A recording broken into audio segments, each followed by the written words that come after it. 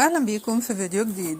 بفستان من سبوزة تألقت مينا الشيخلي خبيرة الموضة والإعلامية العراقية في حفل زفافها والذي اقتصر على الأهل والأصدقاء المقربون، حيث تم الزفاف خارج البلاد في أسبانيا بلد العريس.